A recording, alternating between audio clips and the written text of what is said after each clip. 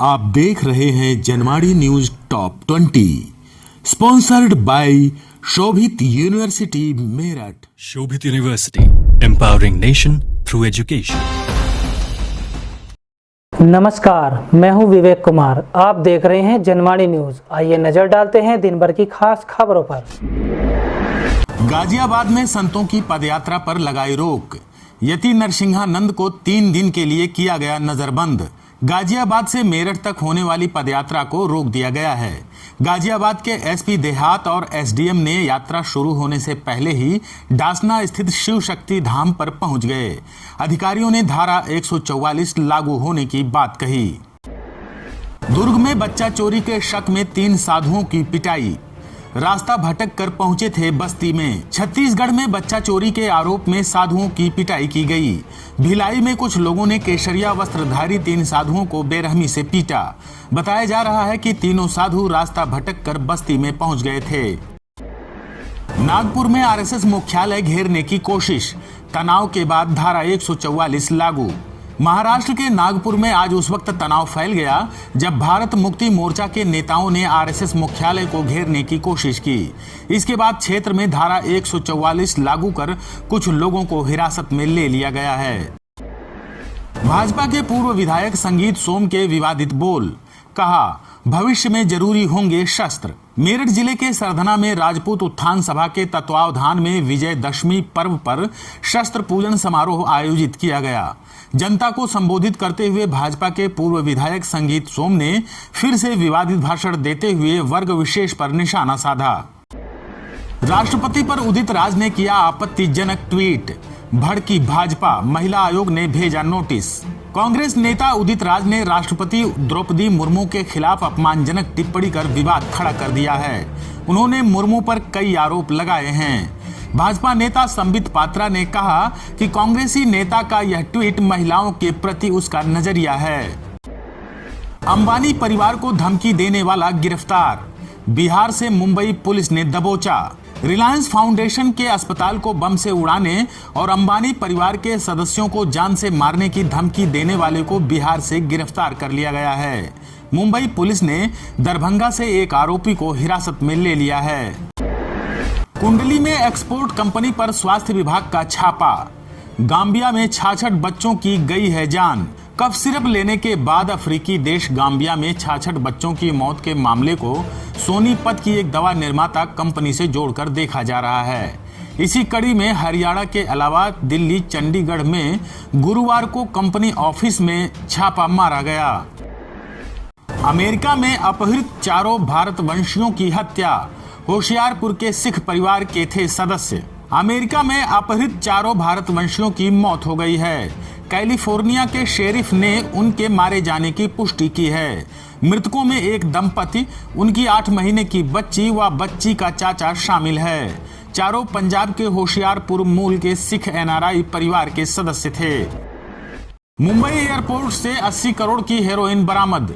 Trolley bag में छिपा कर लाया था केरल का आरोपी। मुंबई एयरपोर्ट पर केरल के एक यात्री के पास से 80 करोड़ रुपए मूल्य की 16 किलो हेरोइन जब्त की गई है। राजस्व खुफिया निदेशालय डीआरआई ने यह कार्रवाई की है। फिर से बढ़ने लगे कोरोना के मामले। 12 संक्रमितों की हुई मौत। देश में एक बार फिर से कोरोना के मामले बढ़ने लगे हैं।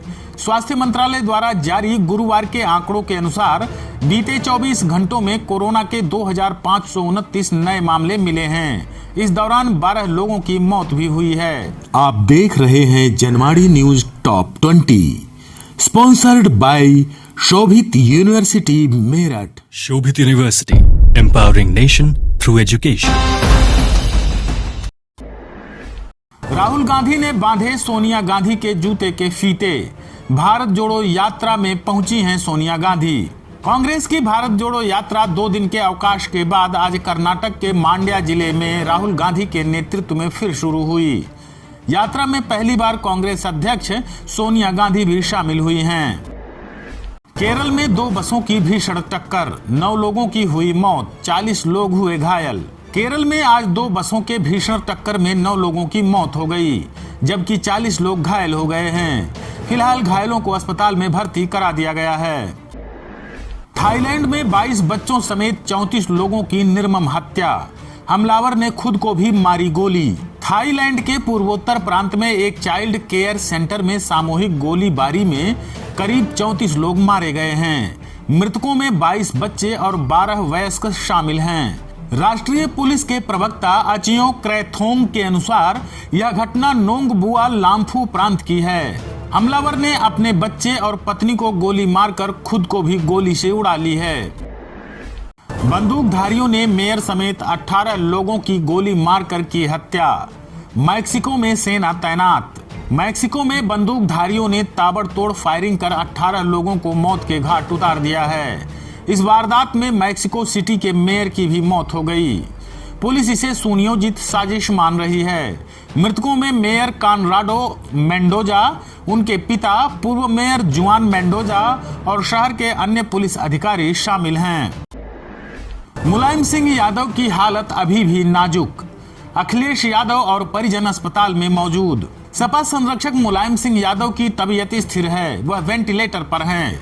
अखिलेश यादव और परिवार के सदस्य अस्पताल में ही मौजूद हैं। नेताजी के समर्थक उनके जल्द स्वस्थ होने की कामना कर रहे हैं। शाइन सिटी के सीएमडी राशिद नसीम की गिरफ्तारी के प्रयास तेज, एमडी इजहार अंसारी से की 5 घंटे तक पूछताछ। निवेश के नाम पर हजारों करोड़ की ठगी करने वाली कंपनी शाइन सिटी के सीएमडी राशिद नसीम की गिरफ्तारी के लिए ईओडब्ल्यू की टीम लगातार प्रयास कर रही है। इसके लिए विदेश मंत्रालय से पत्राचार किया जा रहा है। वहीं कंपनी के एमडी व सीएमडी के करीबी इजहार अंसारी से लंबी पूछताछ की गई। मोनो रेल के लिए नगर निगम और एमडीए करेंगे अध्ययन, जल्द शुरू होगी प्रक्रिया। मेरठ के श्रद्धापुरी से लेकर गोकुलपुर तक मेट्रो चलाने की कवायद शुरू हो गई है। नगर विकास विभाग की ओर से एमडीए और नगर निगम को जिम्मेदारी दी गई है। नगर निगम शहर में कॉम्प्रहेंसिव मोबिलिटी प्लान तैयार करेगा। दिल्ली मेरठ एक्सप्रेस वे पर बढ़ रही मनमानी, 24 घंटे में भी दोगुना काट रहा toll. Delhi Meerut express way की टोल वसूलने में खूब मनमानी चल रही है। रोजाना दिल्ली मेरठ का सफर करने वाले लोग 24 घंटे के अंदर भी दोगुना टोल देने पर मजबूर हैं। कई बार NHAI के हेल्पलाइन नंबर पर गुहार भी लगाई गई, लेकिन कोई सुनवाई नहीं है। सिसौली में मनाई गई चौधरी महेंद्र सिंह टिकैत की जयंती, रालोद अध्यक्ष चौधरी जयंत सिंह ने दी श्रद्धांजलि। मुजफ्फरनगर जिले के सिसौली में आज स्वर्गीय चौधरी महेंद्र सिंह टिकैत की जयंती मनाई गई। बाकी अध्यक्ष रहे चौधरी स्वर्गीय महेंद्र सिंह टिकैत की जयंती पर हवन पूजन का कार्यक्रम आयोजित किया गया। रालोद अध्यक्ष चौधरी जयंत सिंह भी कार्यक्रम में शामिल हुए। आगरा के 53 अस्पतालों में नहीं है आग से निपटने के इंतजाम, फिर भी बेखबर हैं जिम्मेदार अधिकारी। आगरा के आर मधुराज अस्पताल में लगी आग में डायरेक्टर और उनके 2 बच्चों की जान चली गई। 10 बेड का यह अस्पताल बेसमेंट में संचालित हो रहा था। अगस्त में अग्निशमन विभाग ने शहर के कई अस्पतालों का निरीक्षण किया था, जिसमें 53 हॉस्पिटल में मानक पूरे नहीं मिले थे। इस पर भी सभी को नोटिस जारी किया गया था, मगर उन पर कोई कार्रवाई नहीं की गई। आप देख रहे हैं Janwadi news top 20, sponsored by Shobhit university Meerut. Shobhit University, empowering nation through education.